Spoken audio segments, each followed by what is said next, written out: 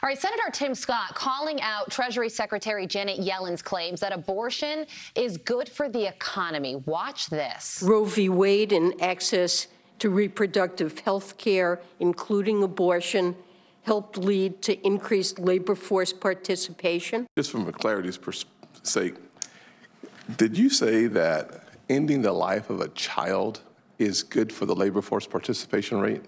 It means that children will grow up in poverty and do worse themselves. Thank you. Let me just reclaim my time on the topic. This is the truth. I'll just simply say that as a guy raised by a black woman in abject poverty, I'm thankful to be here.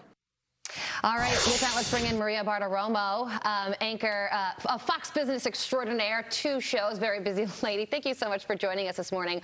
What do you make of that exchange between the senator and Janet Yellen yesterday? I think it caught a lot of people by surprise. Well, Carly, good morning to you. It's great to be with you and Todd this morning. It's absolutely nonsensical. We all know that. Of course, abortions are not good for the economy. It makes no sense. And when you actually look at serious policy, all you really need to do is look at the tax legislation of 2017, and then you see the needle really move in terms of impacting the economy, because at that time, when you saw taxes go down for all income levels, you actually saw the bottom ranking of earners, the bottom of earners actually see their wages go up the most relative to the rich. So when you want to talk about actual policy that impacts people, take a look at tax policy, take a look at policy regarding oil, but to actually make the connection of abortion being good for the economy is a massive stretch, and it makes no sense. Maria, I want to go a little broader on this because,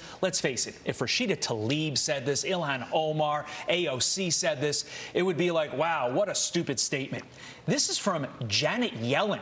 She's responsible for setting economic policy for our entire nation. Yeah. How concerning is that to you, somebody who understands how money operates? It's very concerning, Todd, and I think you're hitting on something very important, and that is people were very surprised when Janet Yellen started talking and showing us her policy when she became Treasury Secretary, because there was a lot of confidence in Janet Yellen's work when she was the actual Federal Reserve Chairman.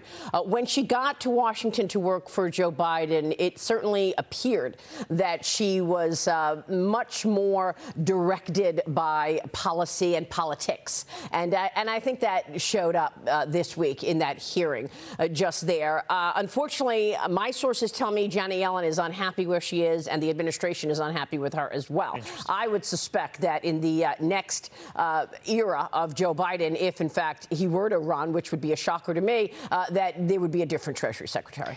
Maria, yesterday the House approved a $40 billion Ukrainian aid package. It sailed through 368 to 57. What stands out to you about that number in this package? Well, look, I think that the reason that it passed is because it wasn't as much spending on other things that the Republicans had complained about. But look, we're all watching the death and destruction in Ukraine, and we are all watching President Zelensky beg for weaponry. So I think there is a good portion of people who want to do as much as we can to help Ukraine. But there's no doubt that once again, we saw the Democrats try to stuff in here as much as they could to continue spending more money. And of course, that spending is what got us here at 40-year high inflation. I think the New York Post said it well today in their cover when they said malarkey on Joe Biden, because it was a lot of malarkey yesterday in the press conference. You know, he said he wanted to get ahead of inflation, and he said he had a plan. Unfortunately, what he gave us was the same old solutions, and that is more money spent on green energy, more money spent on his Build Back Better agenda. So there were no solutions yesterday